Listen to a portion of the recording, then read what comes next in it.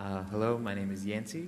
I'm one of the founders of Kickstarter. Thank you guys for coming out this morning. It is obviously very early. Thanks to Charlie for having me at Sheffield. Charlie's amazing. I probably wouldn't be here without him. Sure, that's true of a lot of other people too. So thanks to him. I'm going to talk a little bit about sort of how Kickstarter works and some of the philosophies behind it, and then we'll have time for your questions afterwards. So first thing to know is that Kickstarter is a funding platform for creative projects. It's for music, film, art, photography, design, anything that springs from the imagination. We don't allow any fundraising for charitable causes or for cause-based funding. It all has to be creative. And the word project is really important too. So everything has to be a finite project with a set beginning and an end. A project produces a single piece of work. So something that is a more of an open-ended fundraising campaign, things like that, we do not accept on Kickstarter. Another thing about Kickstarter is that all of our fundraising is all or nothing. So when you start a project, we ask you to set a funding goal and an amount and a timeline to reach it. So in the case of this project, they were trying to raise $5,000 by June 2nd.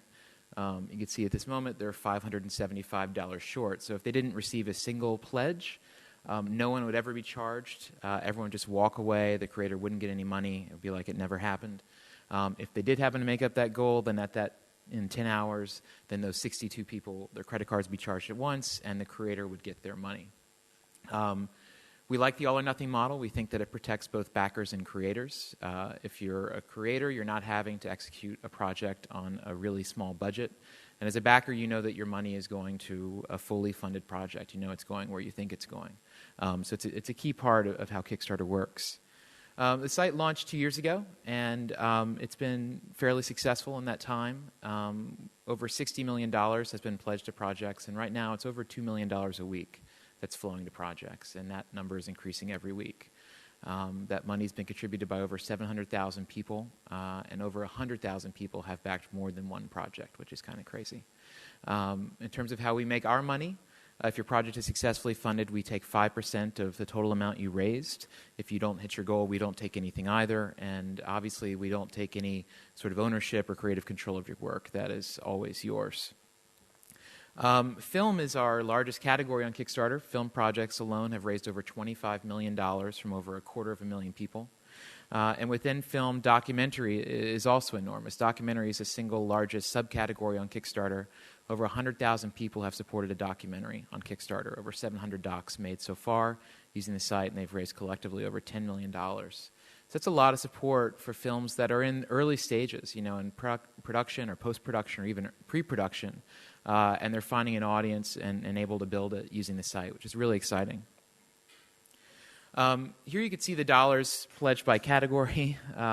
Looks like everything has been whited out, but I can tell you what these are. The top is film there with $25 million. After that is music, and then art, design, photography, technology, and on down.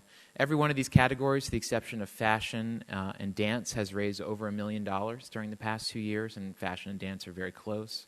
So Kickstarter has been really important in a lot of different communities. There was an article this week that suggested that Kickstarter is the third largest comic book publisher in the United States, which is pretty crazy. So across a lot of different mediums, it's found success. Before I noted that the success rate of projects on Kickstarter is 44%. 44% of projects make their goal, which is a number that we feel good about. When we were building the site, we had projected a number of about 5%, just not really knowing what it would be.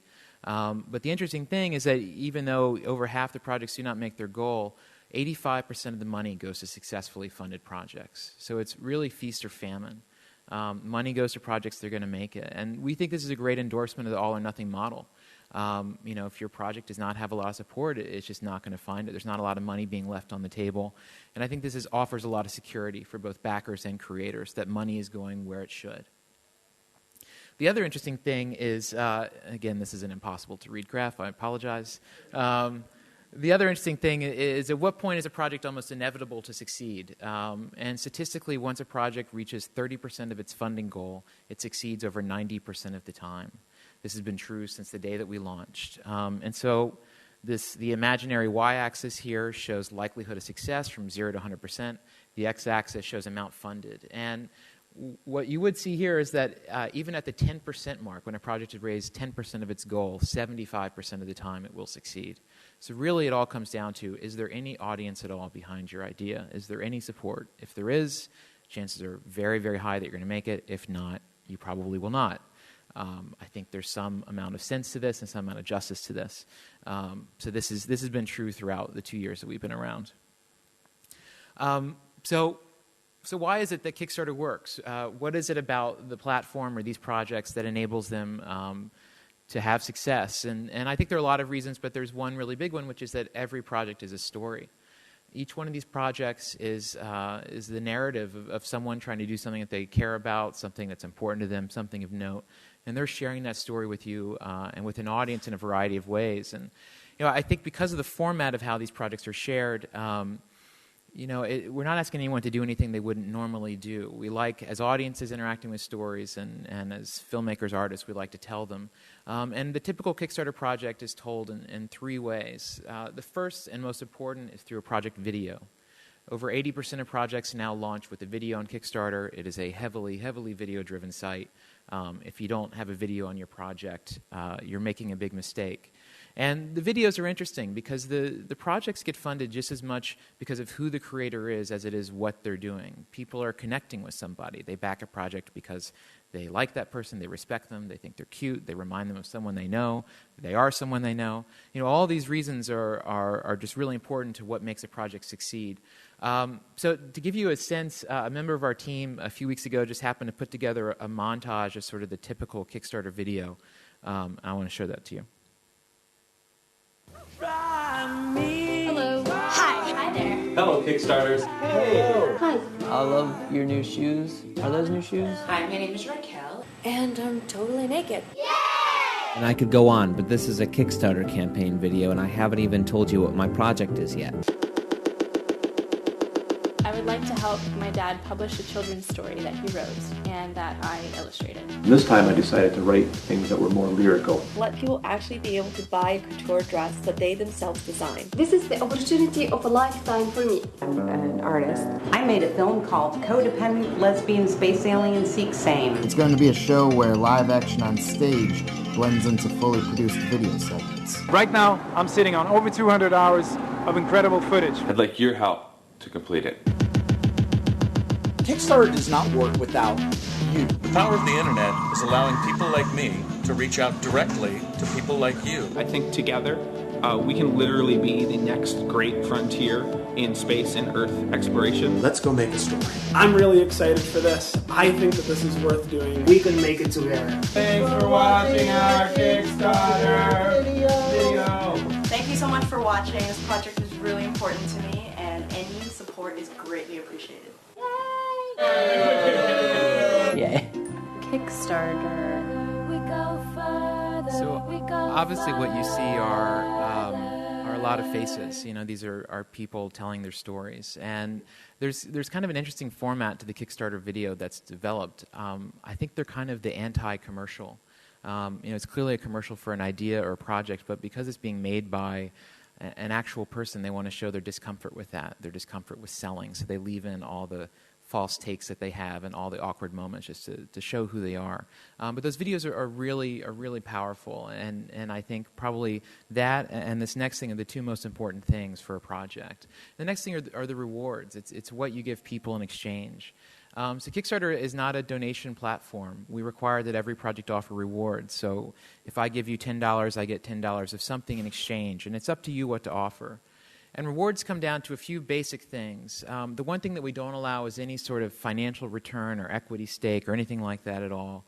So generally it's goods and products and services. So the most common reward on Kickstarter is a copy of the thing. You're writing a book, you get a copy of the book. You're making a film, you get a copy of the DVD.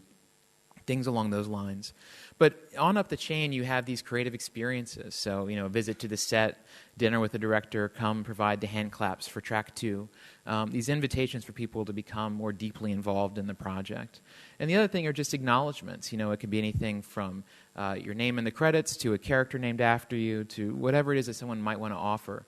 As a project creator, you're not required to offer these more crazy things. If you're someone who really likes to work alone, you're more of a Salinger type, that's fine.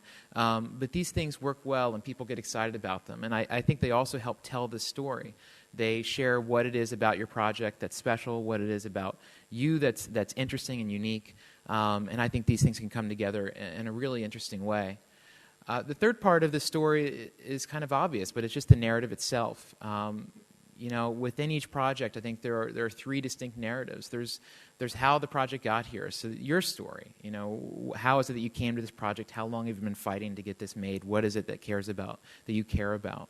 And here, I think it's important to talk about your project not as if you're sharing a PowerPoint with a boardroom, because really you're talking to your peers and to your audience, and they're more interested in what is it that you really care about and what's in your heart and what is it that's drives you to pursue this thing.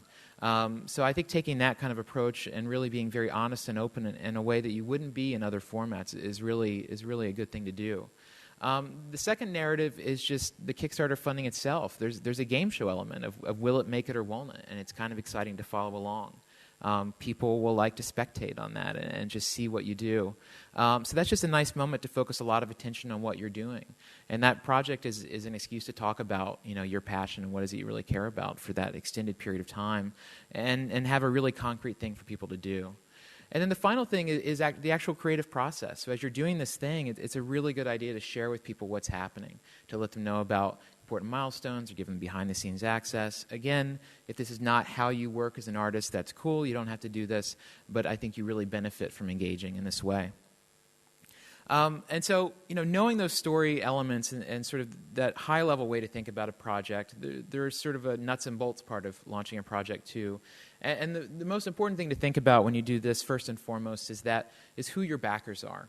So even though there are 100,000 people on Kickstarter who've backed more than one project, and there's about 5 or 6 million people a month who come to the site, still your audience for your project is the audience that you have in real life. It's the fans that you've built over the years by doing good work.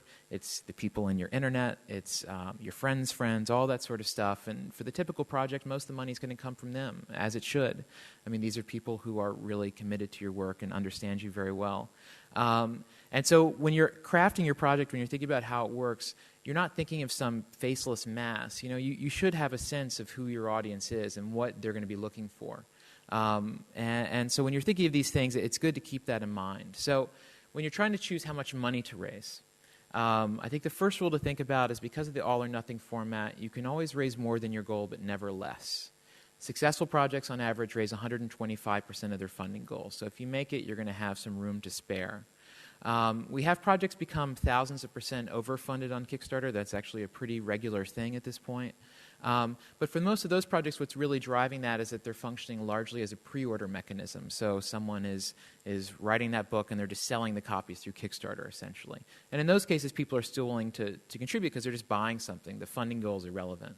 But if you do set a goal, you're probably going to end up somewhere in the neighborhood of that amount. There are, of course, exceptions, but where you set that goal is an important thing. The second thing is to think about how you should price your rewards. And the most important thing by far is to price what people expect to pay. In film in particular, we've had issues with filmmakers trying to sell the $50 DVD or the $100 DVD. And I even see this for short films. People try to charge $100 for the DVD. And that's just the wrong way to think about it. You don't want to ask your most fervent supporters to pay a premium to support you. I mean, they're really taking a real chance on you, showing a lot of faith in your work. And if you overprice these things, I think you're really cutting yourself off. If I just was someone who stumbled across your project, and even if I thought your video was amazing, there's no way in hell I'm going to drop $100 for your DVD. So think about these things strategically. Know that the most common pledge on Kickstarter is $25. The average is $70. You can offer things all the way up to $10,000, and you should offer things at those higher tiers. Because there are, we all have those bigger supporters who might be willing to jump in, and that's where you can offer more of the crazy experiential things that people will be really excited about. So I think it's a really good opportunity there, and we have those get backed by people every day. The final thing to decide is how long your project should last. So we allow funding durations from anywhere from 1 to 90 days. However, 90 days has by far the lowest success rate. Those projects succeed less than 30% of the time. 30 days is a good chunk. Running a project is not an easy thing. It's not a set it and forget it kind of deal. It will be a part of your life. It will be emotionally taxing in both good and bad ways. And that focus point, it will really help you. What we see in every project is that there's a lot of activity around the first 5 days, a lot of activity around the last 5 days, and in between it's pretty slow. In between, if you have press or events, things that really happen, that will drive attention. But mainly people are going to back when this is really new and exciting and when this is about to go away. And so compressing that time will really help you. More time does not equal more money that we found. So 56% of projects don't make it. What is it about those projects that causes them to falter? And we could probably guess what a lot of these things are. First and foremost is just that they don't tell anyone what they're doing. Of the projects that don't make it, 21% never get a single pledge. So if you can't get your mom to back it, it's just not going to happen. You know, you have to tell people. It's on you.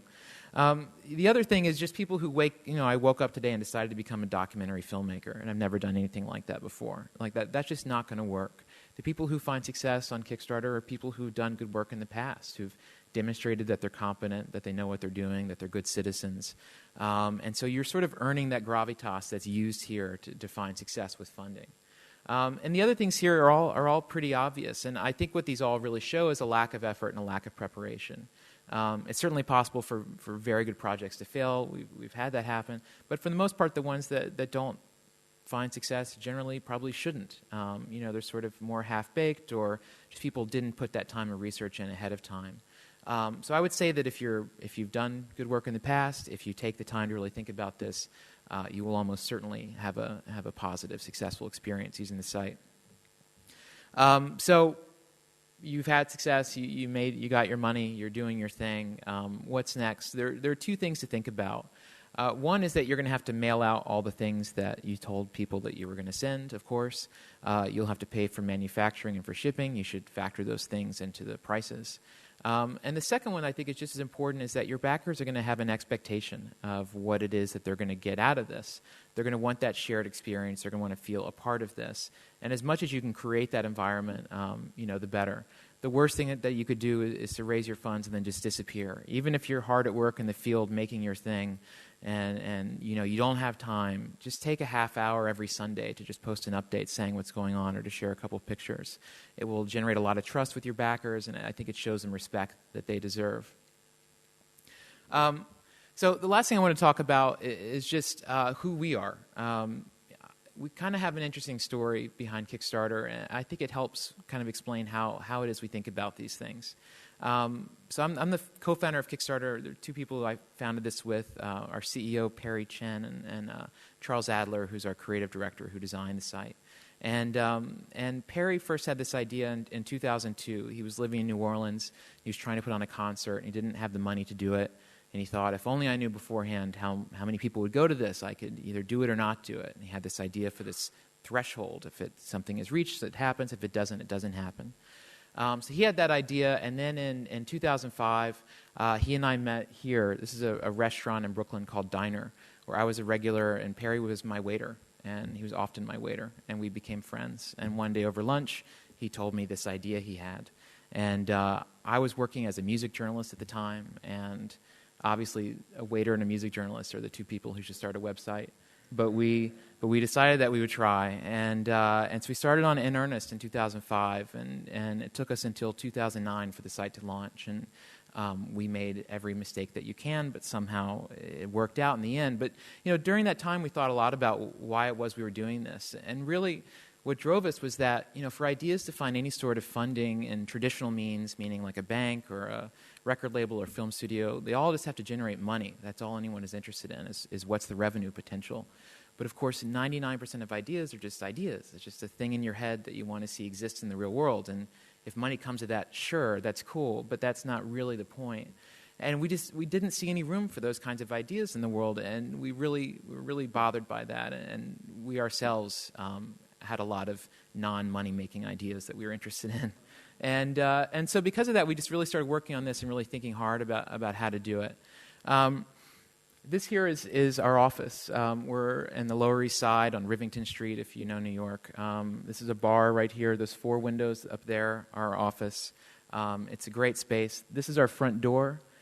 We get a lot of confused visitors who think they're in the wrong place. I'll give anyone $10 if they can spot our buzzer on that. But this is just who we are.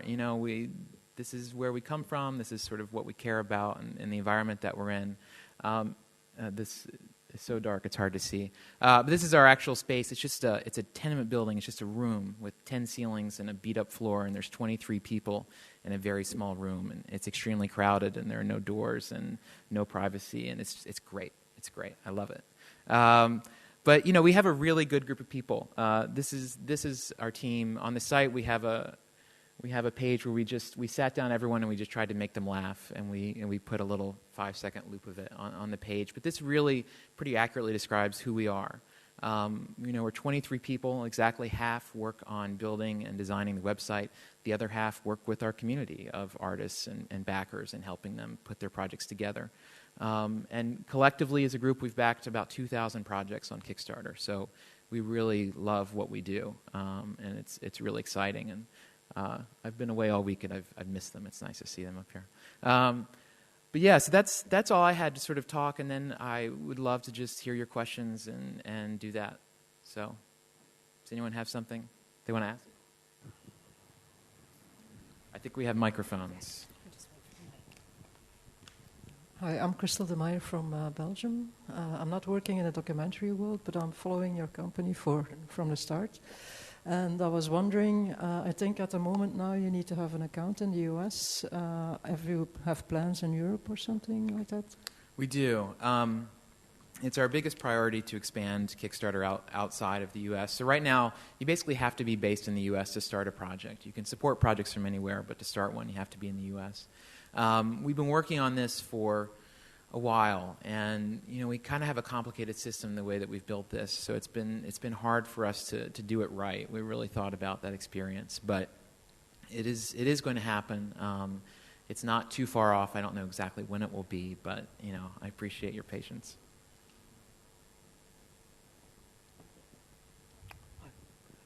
Ivan Crow, Passworld. I'm in the process of making a documentary. I need money to finish it off. Now, I'm very interested in this type of thing, but it seems to me that the sort of documentary I do, I might get people from all over the world might be interested and support it. Well, paying the postage for UK is one thing, paying the postage for Australia, America, and the rest of it is another. I don't know if you've got any suggestions as to how we tackle that particular one. Yeah, absolutely. When you're setting up the project, we actually recommend that if you expect to have backers outside of your home country, that you create a separate reward tier for those people. So maybe it's $25 here, and it's $35 in Australia, something like that, or outside of the UK. So you can structure that and build that, and then it's up to people to choose the appropriate tier. But we found that people do. So you can set it up that way to try to save yourself some headache. So they basically select to pay a little bit more because they're further away. Exactly. Right, thank you very much. Sure.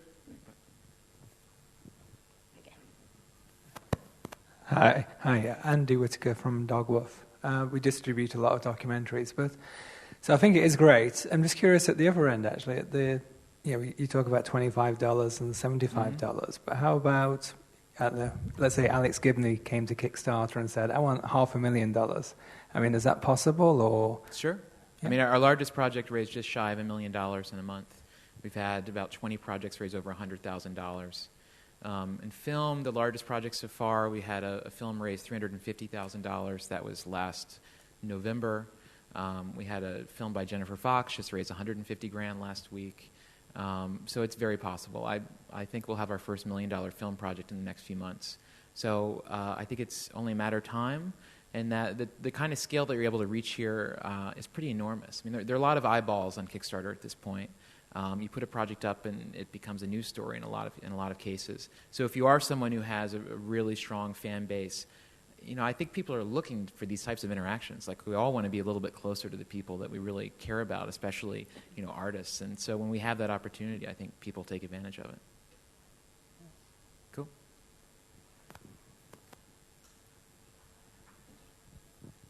Hi, sorry, I've got a sort of a practical note from you. How does a music journalist and a waiter make a living when you're starting up something like Kickstarter? I kept my day job for a while. He quit his job and just sort of lived really cheap and made it work. I mean, we put a lot of our own money into the project, into making this happen with little money that we had. We did get some friends and family to contribute money, so basically we went to everyone we knew who had money and just were two guys with a piece of paper trying to convince them to give us, to help. Interestingly, the first person to ever invest in Kickstarter was David Cross, the comedian and actor from Arrested Development, if you know him. Our original idea for how to use Kickstarter, the very first application, was to try to save Arrested Development. If you remember when that happened, that was in 2005. Obviously, we were not successful, but we met David because we knew, because Perry went to college with his cousin. This is how hooked up in industry we are. And through that, we got a meeting with David and shared this idea, and through that, he ended up investing in the company. So all of our initial investors were actually all artists. It was him, it was a few musicians, it was the editor of Pitchfork, if you know the music website, all people who sort of came from this world who understood it. And I mean, at that point, this was just purely an idea, so they showed a tremendous amount of faith in us. And so that, we used that money to find developers, which was a hard thing. But even for the first year of Kickstarter, none of us got paid. We just started paying ourselves last January. So you just kind of make do, is my best answer to that. Michael Norton, Buzzbank, which does social ventures. I think we're inspired by what you've done. Two questions. One is repeat fundraising. To how many of your ventures actually go back and raise money for something next? And secondly, if the venture doesn't achieve its target, do the supporters apply their money to something else? Two good questions. So for people who create more than one project, right now it's probably just a few hundred people. We have more, but a lot of those are people who did not meet their goal and decided to relaunch the lower goal. But for people who actually are doing two separate, distinct, discrete projects, it numbers in the hundreds. And I think that's just because the creative process takes a while. And I'm sure over a 5-year period, that number will be probably 30-40% of people will come back and do it again. In terms of people who back projects that do not succeed, their money doesn't go to something else because their money is just never charged. So you're only charged at the end if it's successful. So your money isn't just sitting there in escrow or anything like that. It's not just waiting to be moved around to something else. So maybe they choose to back something else. Maybe that's the only experience they have with Kickstarter. I'm not entirely sure. But just, we're not actually holding those funds. Do the people who pledge actually pay up? Yeah, this is interesting. So, at the moment when you back a project, you check out through Amazon, and it's just like buying a book. You just click continue, and you're set. If you already have an account, if you don't, you set one up.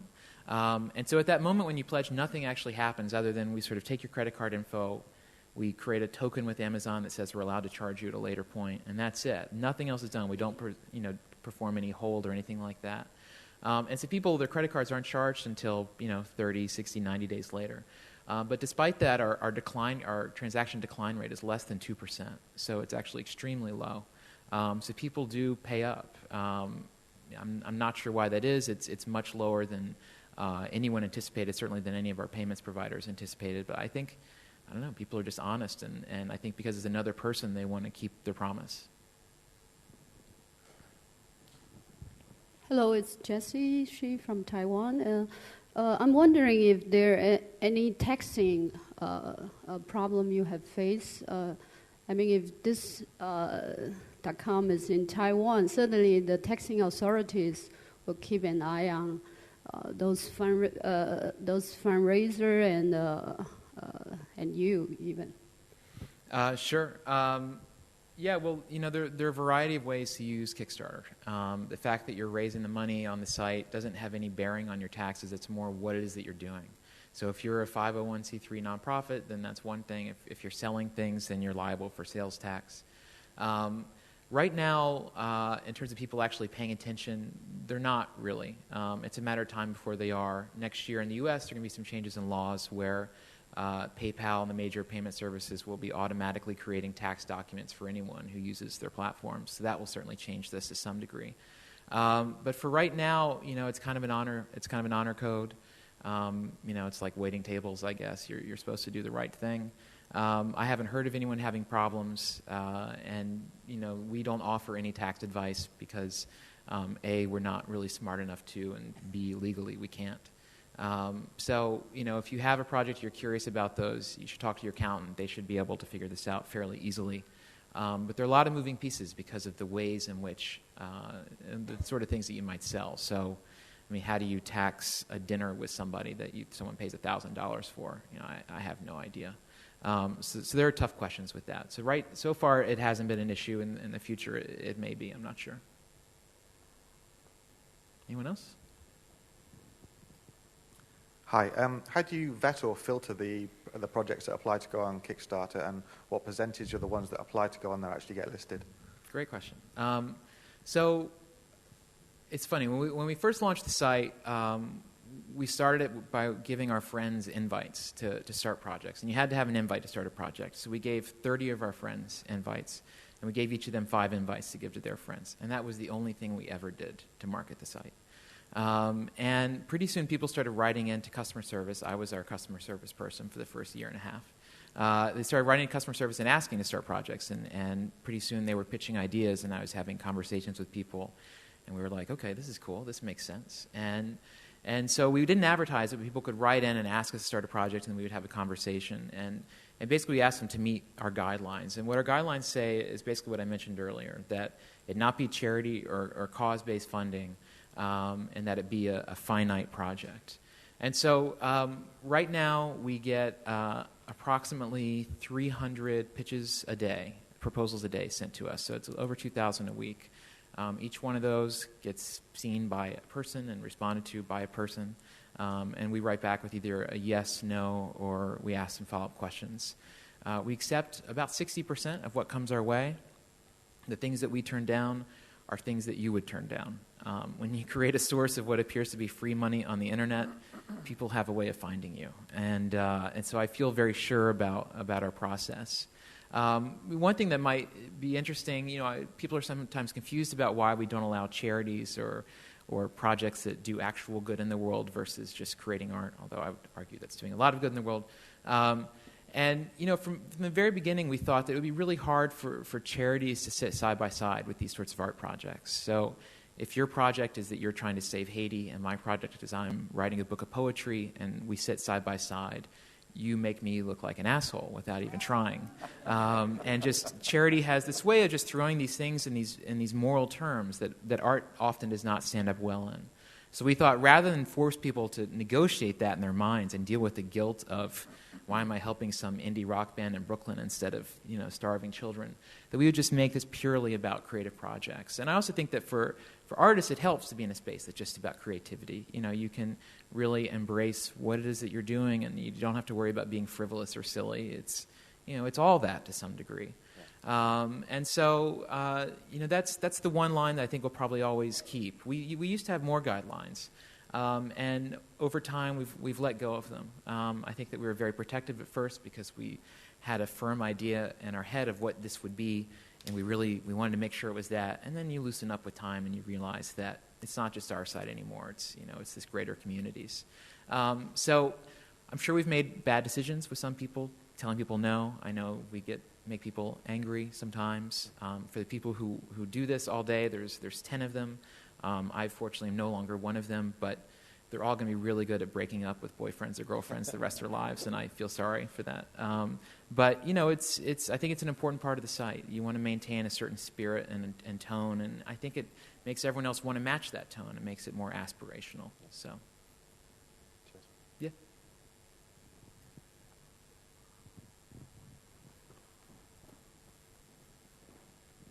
I hope you didn't answer this before I came in, but what is the business model behind it? I mean, how is it that you can actually pay yourself a salary now, and what about those 21 other people? Well, only I get paid. No, if a project is successful, we take 5% of the amount that they raised. So that's enough to make us a sustainable business, in the black. That's not going away anytime soon. So, we think that's a fair number. It's much less than you would lose in any other situation, and it allows this platform to continue to exist. Anything else? Sorry, can I just pursue this issue of causes? And sure. I mean, this festival is about documentary making, and most people are wanting to make documentaries about things that matter, that are relevant.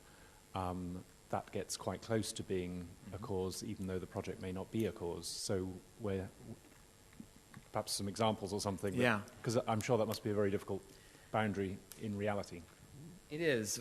We sometimes have to determine, is this an actual documentary or is this something else? There are weird lines that we draw. So we won't allow you to raise money to build a well, but we'll allow you to raise money to take pictures of that person building that well. There's a lot of situations that seem a little silly.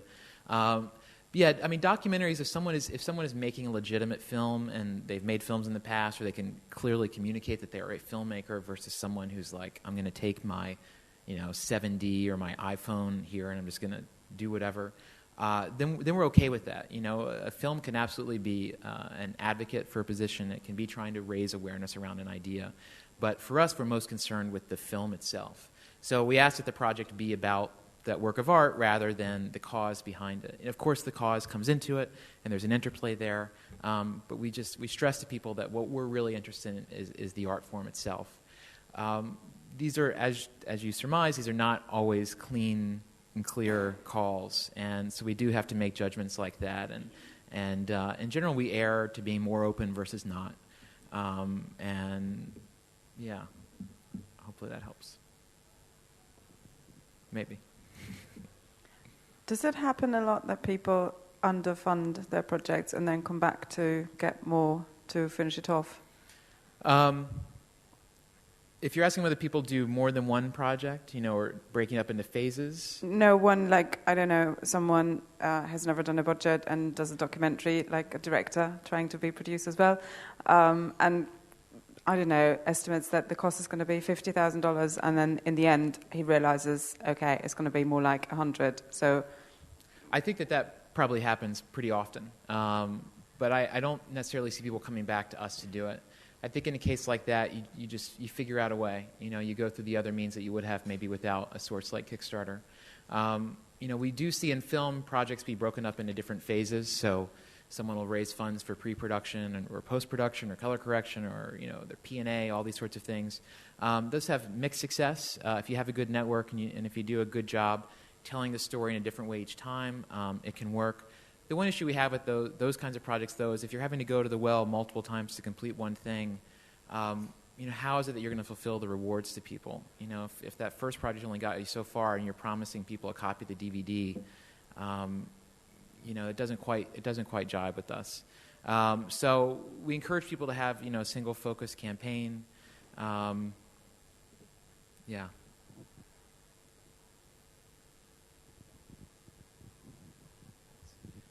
Hi. Are you able to build stats on things like where the money's coming from and sort of navigate a sense of who repeat pledges are and track that? Yeah, we have some sense of that. We really we love statistics. We have like a really great numbers guy. He's one of our very first employees to help us think about these things. And on the occasion of our second birthday about a month ago, if you Google Happy Birthday Kickstarter, you'll see it. But we laid out every statistic from our first 2 years, just total transparency, so you can see absolutely everything about our business. And we were just excited to do that because we like it when other people do that. So we thought, well, why wouldn't we? So we have 100,000 people who've backed more than one project. I know who some of those people are. But we don't have a profile. We haven't done any sort of demographic studies or things like that. In a way, I like not knowing, because if you know demographics, then it leads you to make big assumptions and think in a different way than just thinking purely about the idea and the community. But I forget the first part of your question. Where money is coming from. About 20% of pledges come from outside of the U.S. I know that. We track, where people come from in terms of analytics. The strongest source for pledges is email. Email has by far the highest conversion rate of any traffic source. After that, it's Facebook and then Twitter. So social media is definitely a very big part of what happens here. I'm trying to think of anything else interesting along those lines. We are collecting a lot of stats that we're going to make available to creators in the near future about exactly where people are coming from, give you a sense of what's most effective about what you're doing. Beyond that, yeah, I'd say that's about it. Yeah, so to follow that then. So for email, that's fascinating. How about people going to the site? So, typing in Kickstarter or Googling it or coming from emails. I mean, what's that percentage? I don't know the exact percentage. I mean, it's a substantial amount, but still the majority of pledges come through external links. Yeah. We have a lot of... Yeah, I'll rephrase it then maybe. Because if I'm coming from an email, that's because someone sent me that email, yeah? Yes. As opposed to, hey, I've heard about Kickstarter, what stuff do you have? Yep. And just trying to get a feel for 1/3 or 50-50. Yeah, I don't know the exact number. I would guess maybe a third would be about right, but that's a complete guess. What really drives people to back other projects, I mean, the newsletter is really powerful. That generates a lot of money. And we have a lot of browsers, but I think it's a big step to go from just browsing something to giving someone actual cash. That it certainly happens, probably every minute. But compared to the kind of stuff that's coming in from people pushing their own projects, it's significantly smaller. Hi. Do you feel that physical rewards, like DVDs, work much better than digital rewards? That's a good question. If a digital reward is to get to download the film, I don't think it works that much better. I think that's a lot handier for people. I do think that tangible rewards are better in general. I cringe whenever I see, for $10 you get good karma. I want to smack those projects.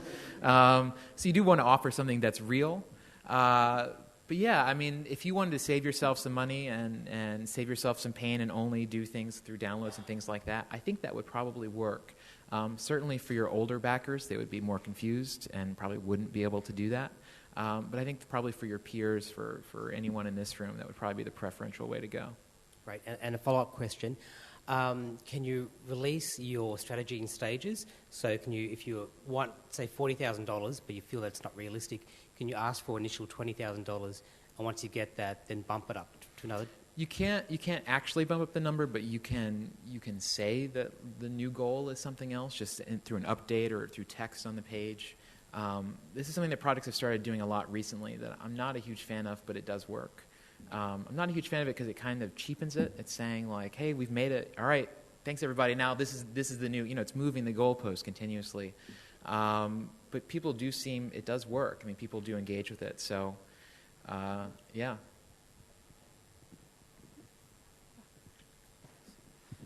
Hi there. Dan Edelstein from the Vodka Empire, and I'm going to come up there in a minute and speak after this. But I'm just wondering, do you feel that there's a sort of fatigue to this in a sense? Because each of these categories, like, you mentioned independent rock band from Brooklyn, and, we're all independent filmmakers. Well, not necessarily everyone, but many of us probably are. And, I keep getting emails from my friends doing the crowdfunding, and I want to support them all, but I've had a couple of these campaigns, and it's all gone very well, but at the same time it keeps sort of tending to be directed towards the people who are actually also in need of funding. And those are the people. We're all on little kind of scenes. It's all kind of segmented, and obviously each different section that you've got very good success stories, but presumably each one of those sections has got their own little scene, and people.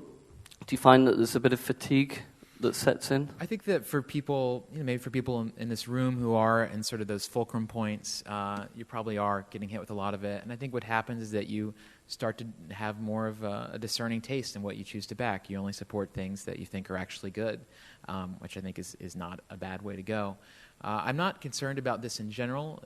Still very few people know what this is, and there's a huge potential for growth here that I think will happen. And if people run their projects the right way, if they actually give people things in return, if they provide people a great experience, I think people will be excited to do it again. What becomes fatiguing are things that are more about giving or just donations. And so those, I think, can have a really negative effect. And so that is more concerning to me than anything else. Yeah, you know, it's interesting within each of these worlds. I mean, each world has its own rules and its own language. And projects really learn from each other, and you learn the best practices and you avoid the other ones. So I think over time, projects will improve. They have already. And, you know, we were concerned. We get a lot of questions as Kickstarter has grown. It's grown a lot. It's grown very rapidly. And we got a lot of questions of, you know, is there a breaking point where there's just too many projects and no one can make money anymore? So we actually did a really thorough analysis of the average amount of pledges per project per day. And it's actually tripled over the course of the 2 years. So even though there are all these more projects, each project is getting more pledges per day than it ever had before. So it is just rising, all these projects in general. So we're not seeing any signs that make us concerned for the long-term health of this. That's not to say that things won't pop up, but it seems to be on a pretty good path as of right now.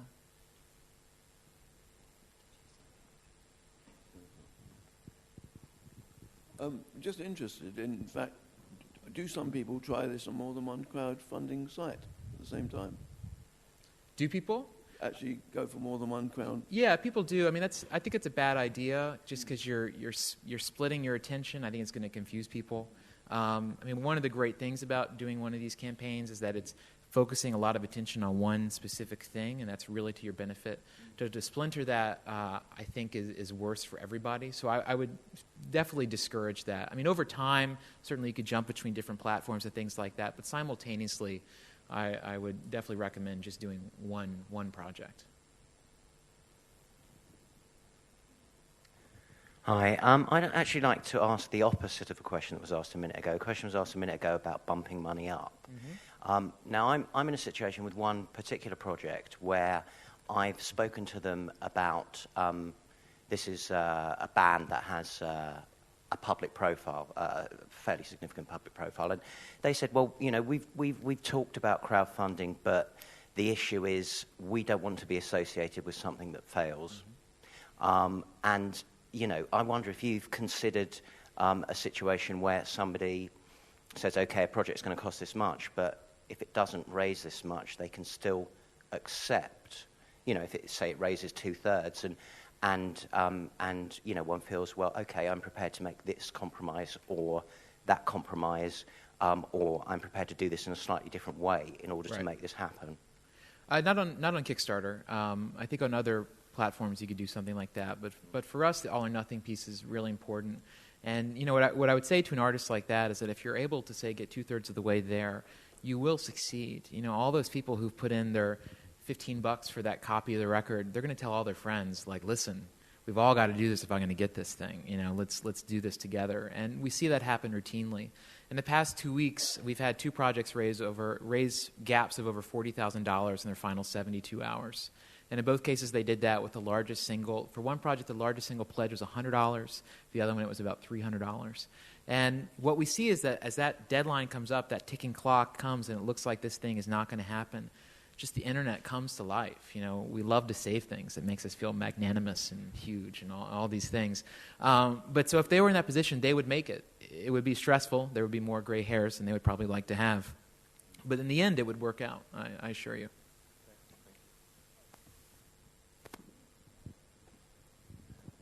Have you got a mechanism for people who don't like paying via the internet? Like, no.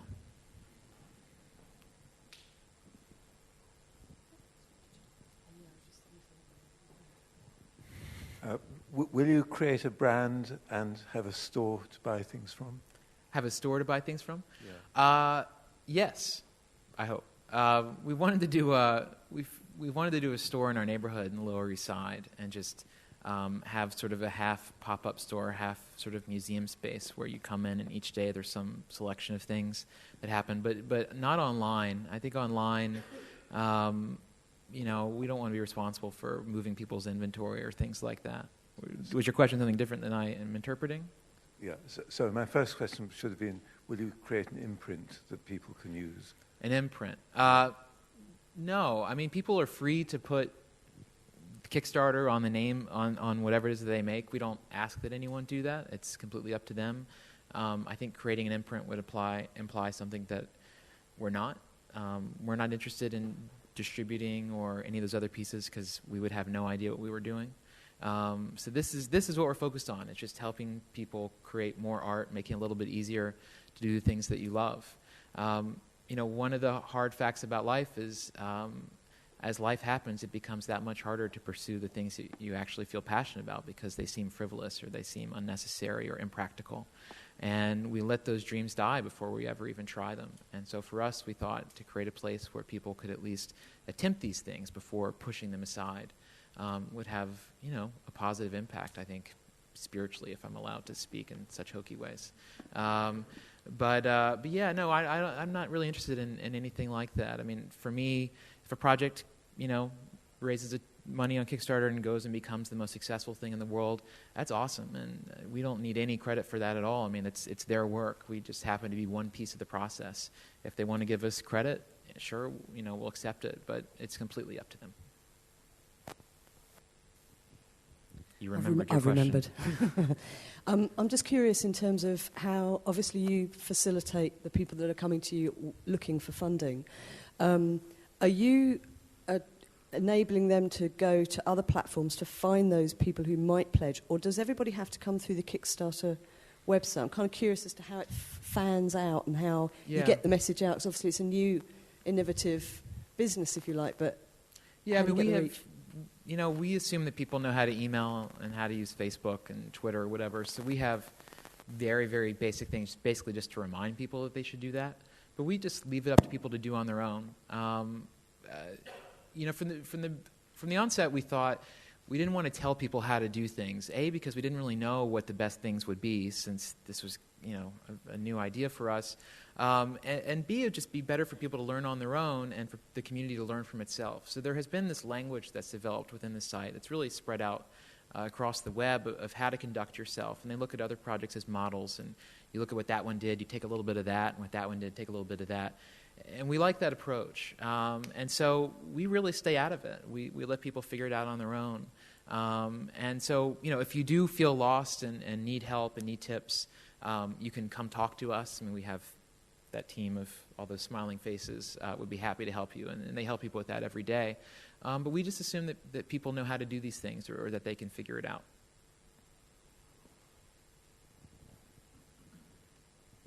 Just a follow-up question on your question earlier, which was, you said that you have to be in the US to launch a project. Mm-hmm. Naturally, I'm concerned about all the funding going from the rest of the world to the US rather than the other way around. It's a secret plan. No, isn't there an urgency to enable that thing for other parts of the world before someone else does? There is. There's urgency for a lot of reasons. I feel really proud of what we do, and I think that it could be really beneficial to a lot more people than, just my fellow country people.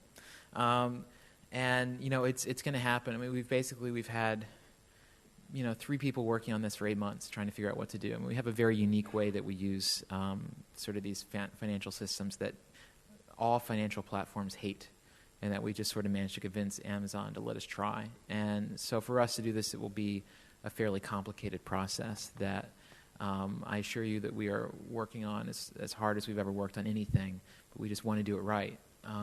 We spend a lot of time thinking about the experience of using the site. We really just every pixel, every page that you go from one to the next, we spend hours and hours thinking about and really deconstructing and challenging ourselves. And it's just kind of who we are. And so we're taking the same approach with this. So it will happen. When it does, it will work really well, I hope. But it's a matter of time. So I can't put any deadline on it, because as soon as I do, then it will be 6 months later. We'll just jinx ourselves. But it's definitely coming. Sorry.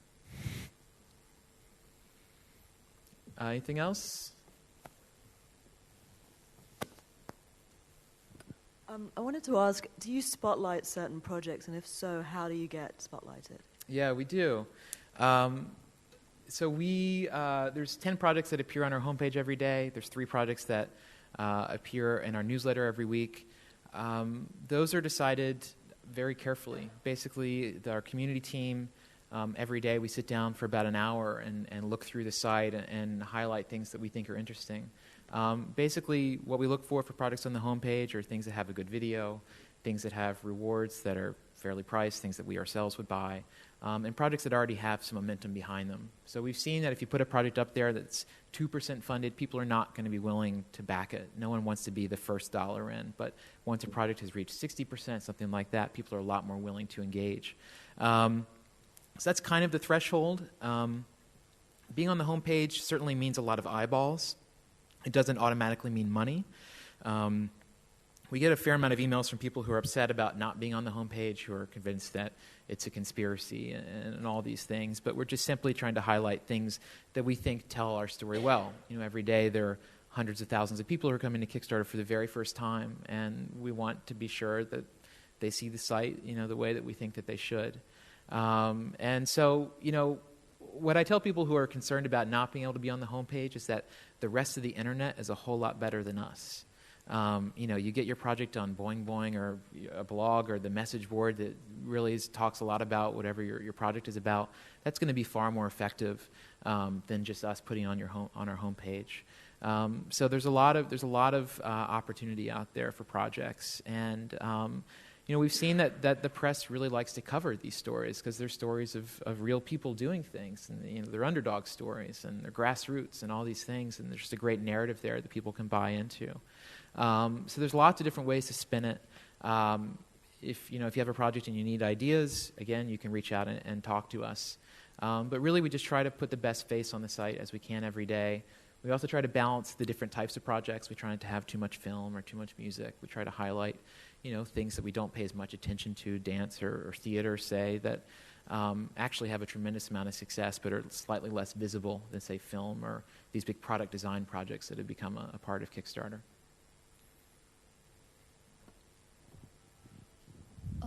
You sort of, if you emphasize on the participating instead of just to give the money, so can you sort of describe what else except the rewards that those who gave them money can follow, like on not maybe daily basis but weekly basis? Is there like progress report or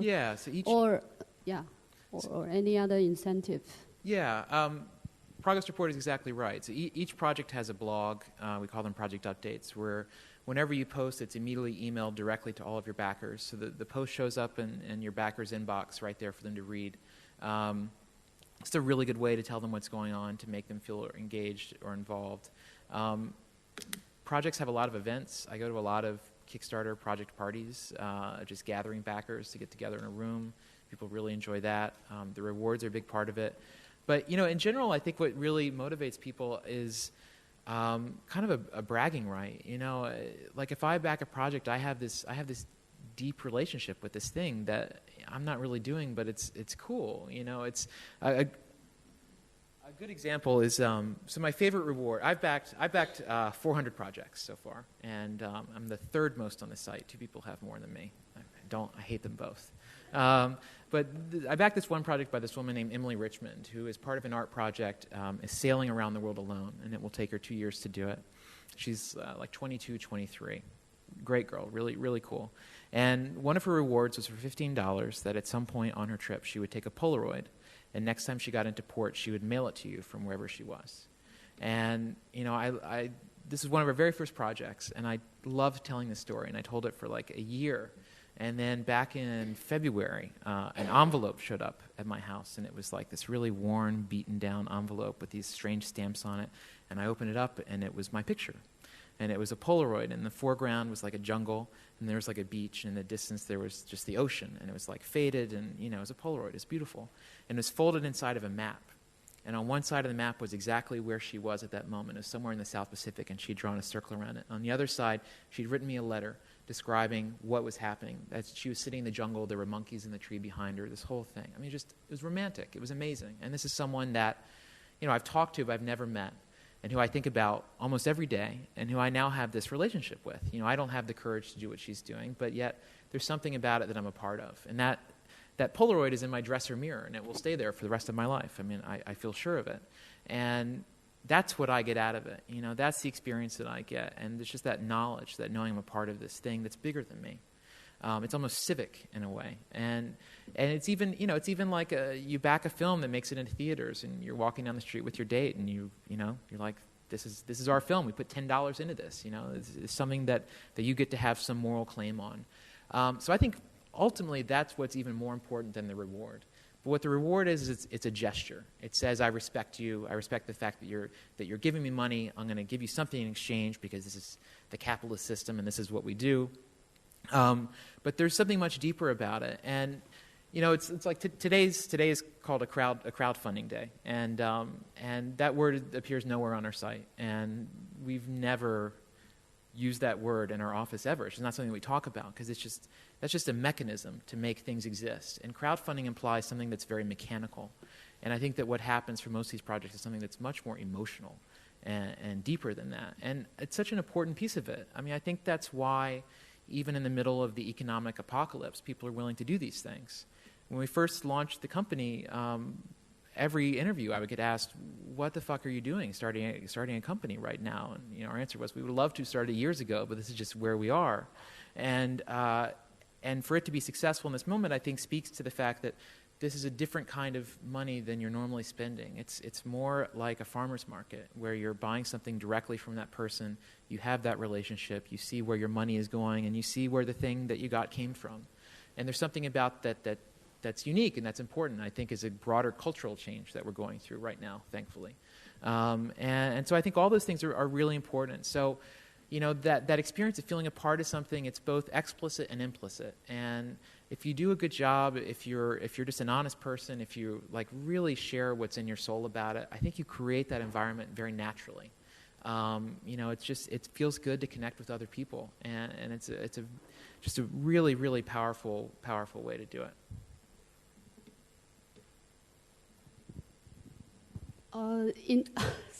Following the line of your thinking, then I think the effects of celebrity is that. Do you think that, like, it also showing this social psychological traits in Kickstarters? Yes, celebrity is an interesting question. So the most famous people that we've had use the site so far. Matthew Modine launched a project about 2 months ago to publish a diary he kept on the set of Full Metal Jacket. We had both of the Duplass brothers have launched film projects in the past month that were both successful.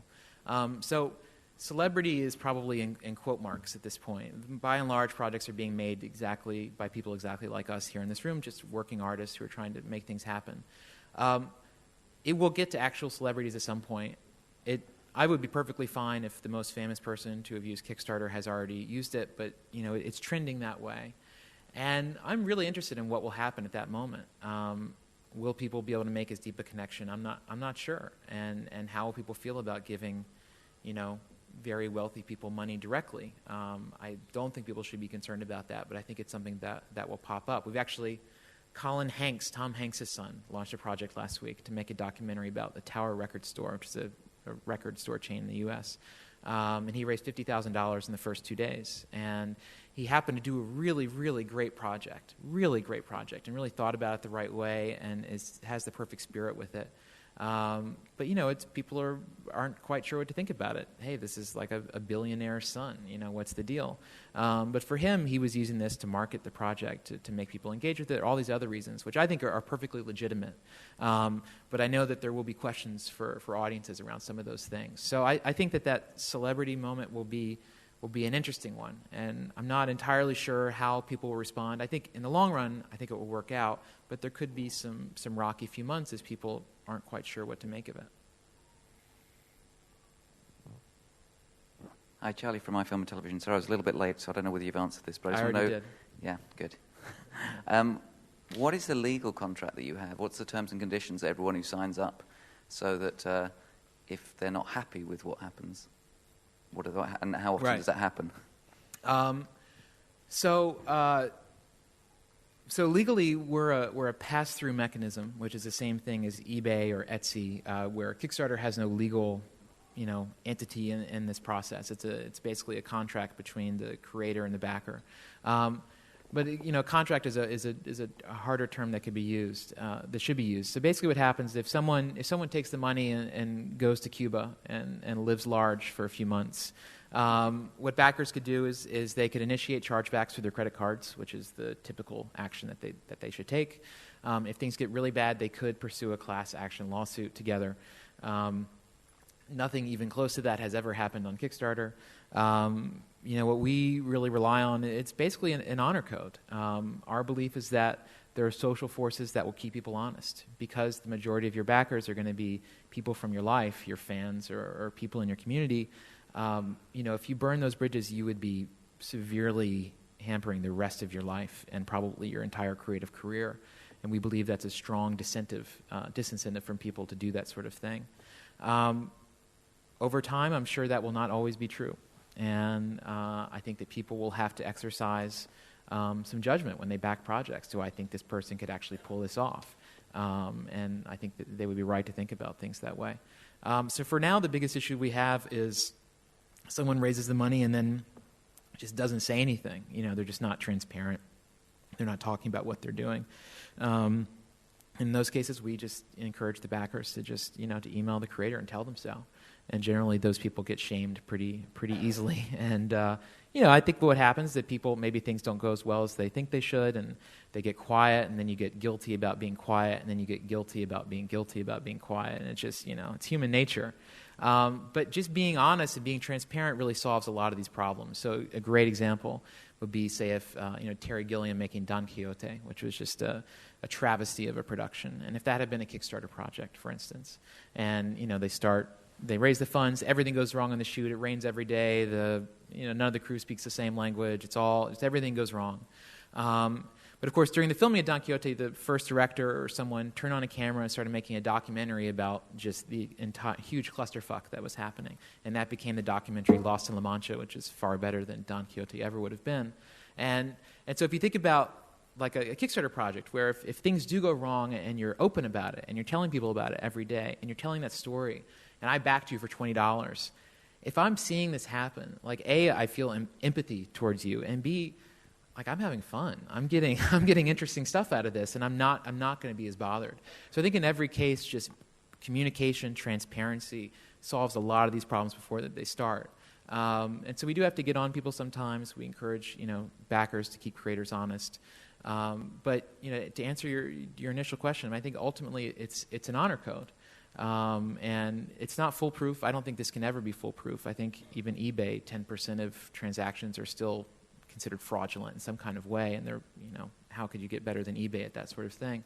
And what we've done is just we thought hard about how are the ways that you think about this. Like you could think about it from a product or a technical perspective, and those sorts of things are easy to get around. But just the basic social contract, the core functions of society, we think, function pretty well at making sure people behave as good citizens.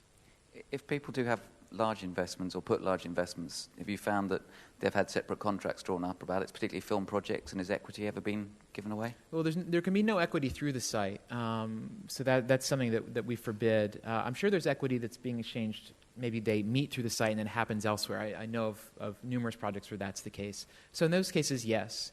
And, there's probably things happening, private conversations that we're not aware of where things like that are occurring. But as far as I know, no, that's not the case. Thanks.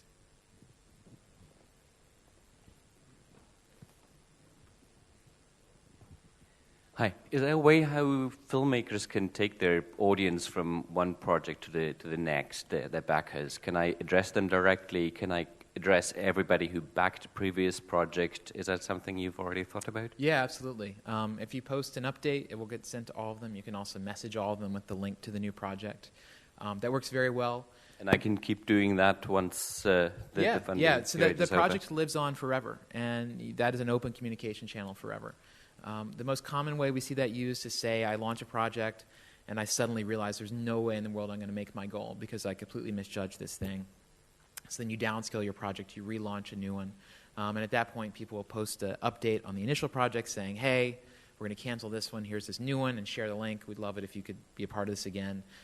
And that works really well. People understand, and they do it. So it's a very effective channel, and good open rates, good click rates, all those kinds of things.